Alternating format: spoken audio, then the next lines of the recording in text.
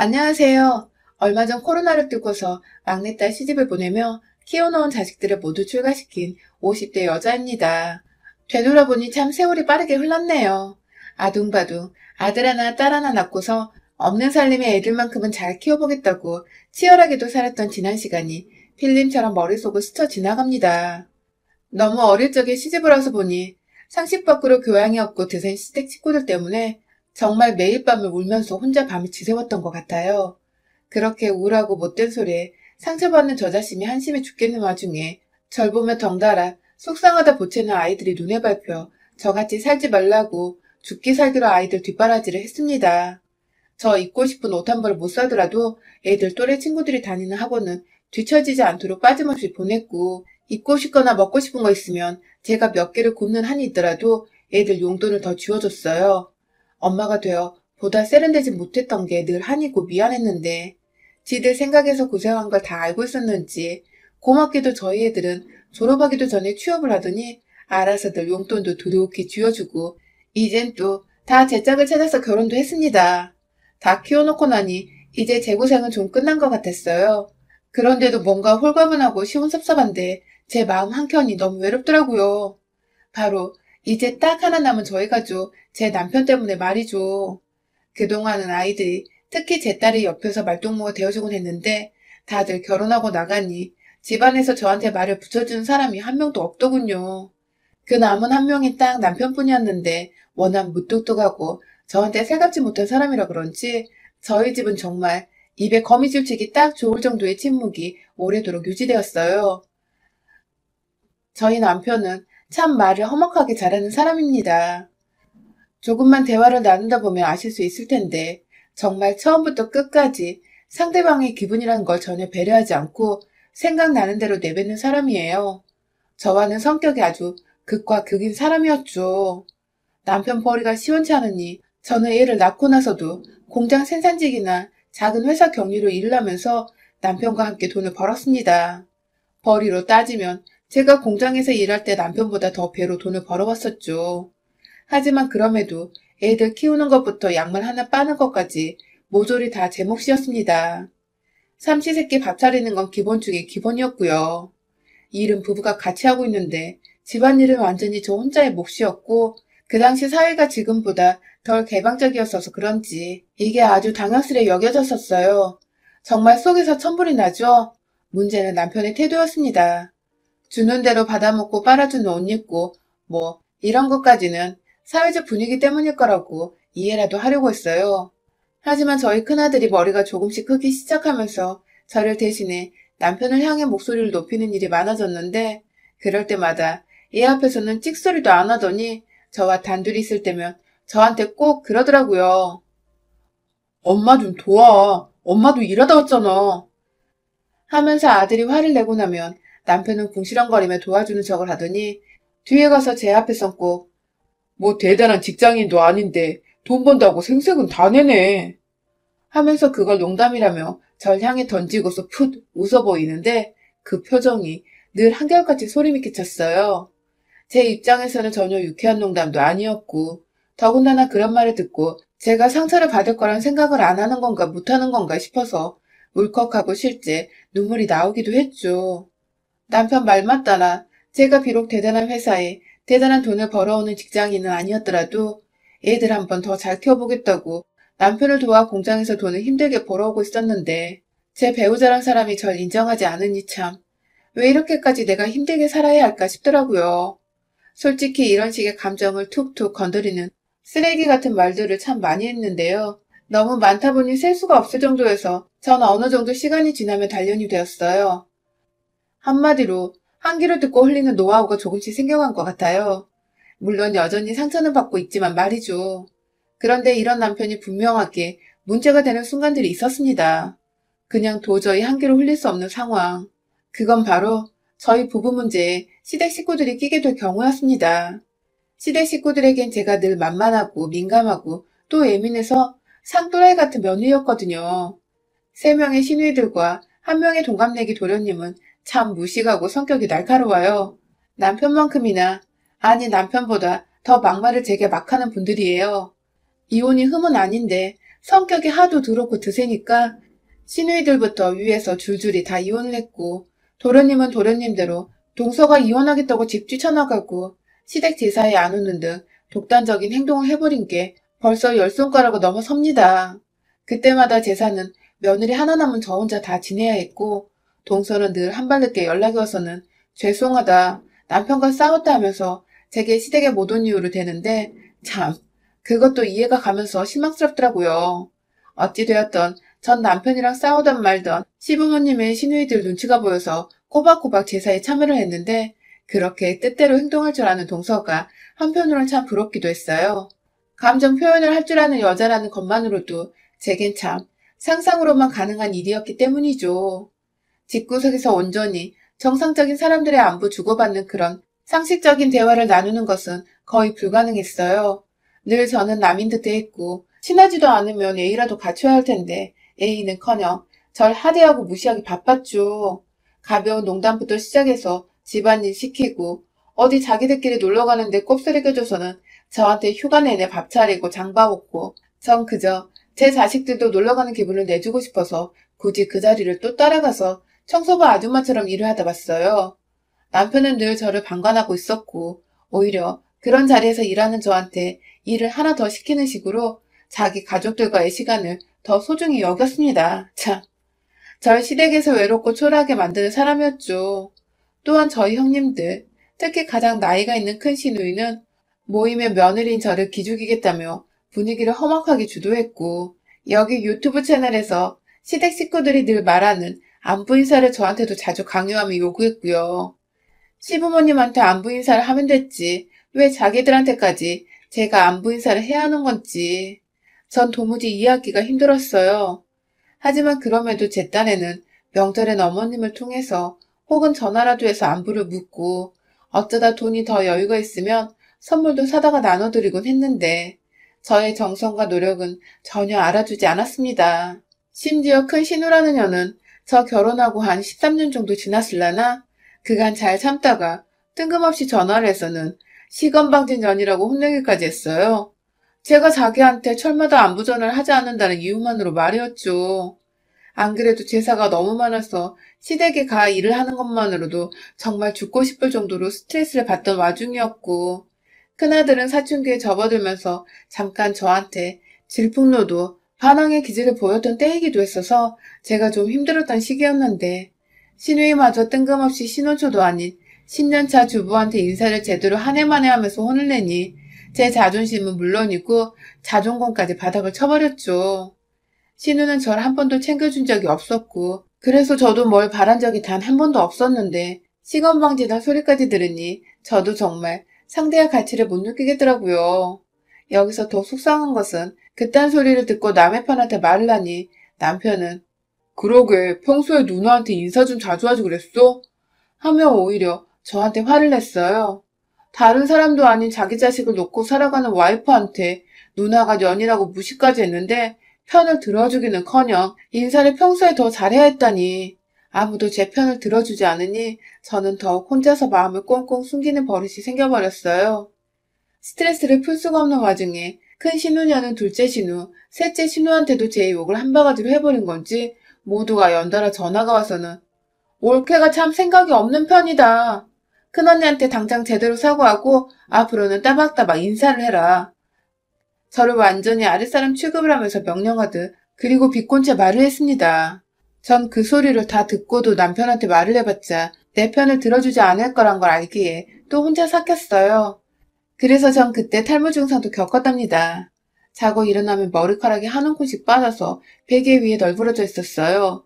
마음의 병이 너무 깊게 들어서 열성적이던 아이들 교육에서도 잠시 손을 완전히 떼버린 적이 있었는데 사춘기 방황을 하던 큰아들이 제게 그러더라고요.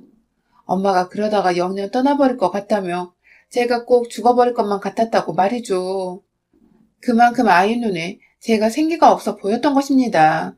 그 말에 저도 충격을 받고 아들은 아들대로 엄마 힘내라고 울고 불고 그렇게 전 아들을 보면서 그리고 자라나는 제 딸을 보면서 다시 기운을 차렸습니다. 남의 편인 남편 놈은 그 후로도 계속 한결같았지만 전 그날 이후 시누이들 연락처를 모두 차단했어요. 남편한테는 이혼이라는 초강수를 뒀고요. 사실 남편은 장남의 장손이라서 이혼하는 걸 겁내는 사람이거든요. 자기 누나들이 모두 다 이혼을 했는데 자기까지 이혼하면 개판 5분 전인 집이 당장에 개판으로 등극을 할지도 모른다며 주변 사람들의 시선을 무지 의식하던 사람입니다.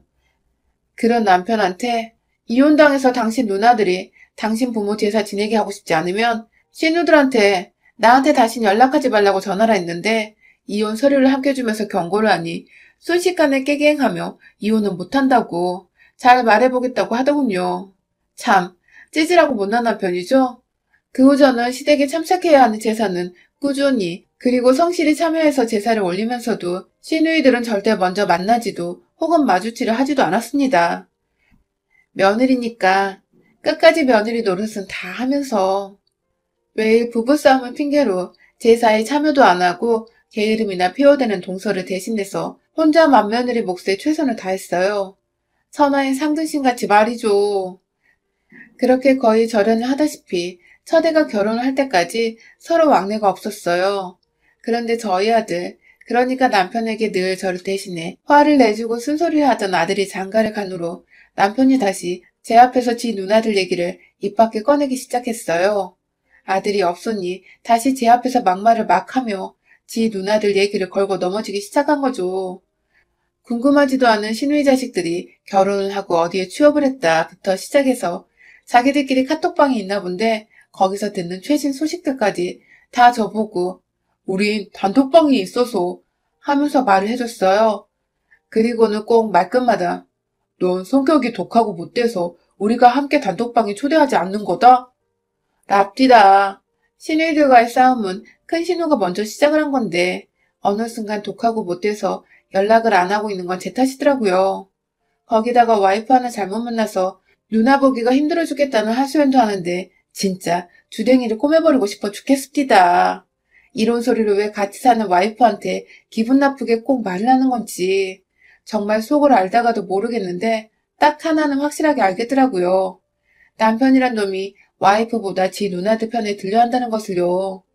둘째 딸이 결혼 준비를 한창 하던 때에 남편이 다니던 회사에서 퇴직을 했어요.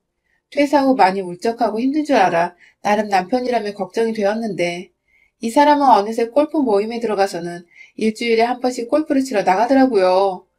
거의 코로나 터진 후까지 말이죠. 돈도 없는 집에서 골프를 배우는 것도 사회생활을 해야 하니까 그러는 거겠지 하며 이해를 하려 했는데 골프를 치러 나가면서 저한테는 아무 말도 없이 나가선 하루 종일 사람이 뭘 하는지도 모르게 잠수를 타버리니 와이프인 저는 당연히 걱정되고 궁금하잖아요. 그래서 어딜 갔다 왔냐고 물어보면 꼭 빈정상한 말투로다가 네가 알면 뭐 따라오게? 혹은 골프도 못 치는 사람 앞에서 답답하게 말하면 뭐해? 라며 절 무시하는 발언도 서슴지 않게 했어요. 그냥 소소하게 수다나 떨며 나 오늘 뭐 했다? 하는 대화 정도는 할 수 있는 걸 텐데 우리 남편 주둥이에서 나오는 말들은 하나같이 절 무시하고 보잘것없다 여기고 그래서 저도 사람이니까 막 화를 냈었거든요. 왜 말을 그렇게 하냐고 말을 좀 살갑게 해줄 순 없냐고 말이죠. 그러면 말끝마다 남편이 무슨 말을 해준 줄 아세요? 저한테 아우 하고서는 깊은 탄식과 함께 한숨을 내쉬더니 네가 그러니까 우리 누나들이랑도 쌩을 깐 거 아냐 하면서 이게 다 제 성격 탓이랍니다. 시누이들과 연락을 안 하고 지내는 게 저 하나의 책임이란 것이었죠. 쌩을 깐 게 아니라 저한테 무례하게 행동을 했으니 제가 연락을 차단한 거고 사과를 받아야 할 것도 그쪽이 아니라 저인데 남편이란 놈이 제 편을 들어주기는커녕 지 누나들 편이나 들면서 굳이 제 앞에서 다 제 잘못이라고 씨부리고 있다니. 더 충격적이었던 건 제가 당신이나 누나들이나 말을 좀 사람답게 살갑게 예의를 갖추고 했으면 내가 이 정도로 화를 냈겠냐? 하며 화를 진정하며 겨우 한마디를 하자 진짜 또라이야 또라이 라고 실소를 하고는 안방으로 들어가 버리더라고요. 그때 저희 딸이 바로 옆에서 저와 함께 밥을 먹고 있었는데 엄마한테 또라이라고 하는 남편의 말을 저희 딸도 덩달아 들어버렸고 그날 저는 안방도 못 들어가고 딸아이 방에서 딸 붙잡고 정말 꺼이꺼이 울었습니다. 아빠 같은 남자라고 느껴지면 언제든지 당장 이혼을 하라고 널 더 사랑해주는 남자는 이 세상에 많을 거라며 딸한테 하소연을 하며 말이죠. 아마 제가 일을 가기 시작한 게 그때부터였던 것 같아요. 언젠가 크게 한 방 엿을 먹이겠다는 다짐을 하기 시작한 때가 말입니다. 그러다가 딸이 시집을 가고 결국 일이 터졌네요. 남편이 딴엔 딸이 시집을 가고 나니 우쩍했던지 저한테 가족들을 다 부르라고 하더라고요. 데려갈 곳이 있다고 말이죠. 저야 뭐 자식들 보고 싶은 마음이 남편보다 크면 컸지 덜하진 않으니까 당장 애들을 불러 모았고 그렇게 아들과 며느리, 딸과 사위까지 6식구가 모였어요. 집에 모였는데 남편은 가장 큰 차를 가지고 있는 아들의 차 안에 모두 낑겨 태우더니 막 어디론가 가더라고요. 그때까지 저희는 괜찮은 식당을 예약해놔서 저희를 데려가는 줄 알았어요. 나름 한정식인지 양식집인지 기대를 하면서 갔는데 그런 제가 또 상등신이었어요. 글쎄 가보니 웬 허름한 아파트 앞이었고 남편 따라 올라가 보니 큰 시누이 집이었던 것입니다. 이제 보니 큰 시누이가 지 멋대로 저희 가족과 밥을 먹고 싶다며 지 멋대로 자리를 마련해서 저희를 부른 거고 남편은 또 지 멋대로 온 가족들을 총 출동시켜 불러놓고는 저녁을 먹이겠다고 지 누나 집에 지 멋대로 데려온 것입니다. 제대로 된 사과며 진심 어린 따뜻한 말 한마디 아직 듣지 못하고 있었는데 그렇게 살아온 세월이 몇 년인데 이렇게 아무렇지 않게 불러내서는 얼굴을 보자마자 한다는 말이 옳게 넌 어째 한 번을 윗사람한테 인사하러 안 오니? 하며 또 보자마자 훈계질이더라고요. 순간 엄마가 시누이들 때문에 얼마나 힘들어했는지를 누구보다 잘 아는 아들은 저만큼이나 얼굴이 찌그러졌고 급기야 거실을 보니 큰 신우뿐만 아니라 둘째, 셋째, 그리고 도련님의 동선의 가족들까지 모두 다 모였었어요. 저 하나 빼고 지들끼리 다 연락을 꾸준히 주고받다 한 집에 모여서는 찾아온 이방인인 절 보며 인사도 안 하고 그저 진짜 왔네? 안 올 줄 알았는데 나는 욕 나오는 말이나 하고 있더군요. 그간 며느리라고 제사며 시부모님 생신이며 할돌이랑 도리는 제가 다 했는데 그저 비율을 잘 맞춰준다며 매번 제사에도 안 오고 돈 한 푼 안 들이고 시부모님 생신을 지나치는 동서는 시누이들 이쁨이란 이쁨은 다 받고 있고 옆에서 도련님은 또 눈치 없게 형수님 여자가 그렇게 드세면 못 써요. 이게 얼마만이에요. 형수님 승질 때문에 라고 맞받아치고 있었어요. 착하게 살려고는 안 했지만 지켜야 할 도리는 지키며 살자는 주의였는데 시누이나 도련님 동서를 보니 제가 헛살았다는 생각을 도저히 제 머릿속에서 지울 수 없었습니다. 다시금 지난날 머리털이 빠졌던 그 시절처럼 가슴이 쿵쾅거리고 막 손이 덜덜 떨리고 내가 죄인이 아닌데 죄인이 된 억울한 이 상황에 대해 울분이 치솟는 죽겠는 와중에 큰 시누이가 마지막 펀치를 날렸습니다. 또라이는 원래 어디에서든 지가 또라이인지 몰라. 그래서 말을 해줘야 하는 거야. 라고 말이죠. 순간 아들의 입에서 욕이 나오려 하는 걸 손으로 말리는 그때 옆에서 웃음소리가 들렸습니다. 네, 제 남편 말입니다. 애들 아빠가 그 소리를 듣고 재밌다고 애들 앞에서 웃어버린 것입니다. 순간 며느리뿐만 아니라 사위까지도 표정이 싹 다 일그러졌어요. 저하고는 다들 친하게 지내는 중인데 제가 욕을 먹고 있는 누가 봐도 뻔한 이 상황에서 기분이 좋을 리가 없었던 것이죠. 그때 제가 아들을 막아서고 있자 저희 사위가 나섰습니다. 자기는 아무하고도 피가 안 섞였으니 여기서 자기가 나서야겠다고 생각을 했나 보더라고요.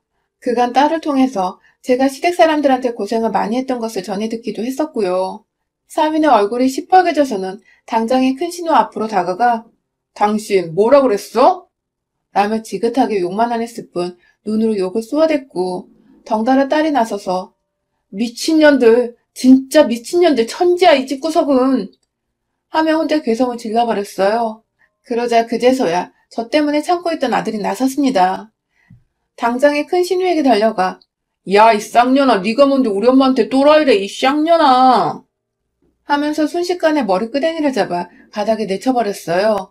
여기저기 시누이 자식부터 시작해서 온 사람들이 일어났는데 너무 웃긴 건 시누이들은 남편이 없을 뿐더러 자식들 중에 그나마 아들들도 다 짜리몽땅의 개찌들이들이라서 특전사 출신인 우리 사위와 실제 육군부대 근무 중인 우리 아들 앞에 나서질 못하는 겁니다.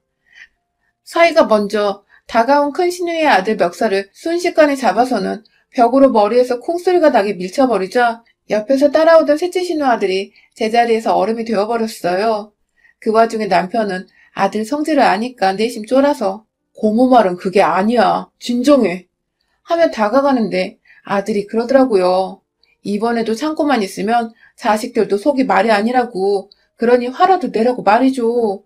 그 말에 제가 번뜩 제 자식들 그리고 며느리 사위가 든든하면서도 미안하더라고요. 못 볼 걸 보여주며 답답한 저 하나 때문에 애들이 나쁜 사람이 되는 것만 같고 그래서 정말 그간의 모든 서름을 다 꺼내서 제 옆에 있던 남의 편인 남편을 조업해줬습니다.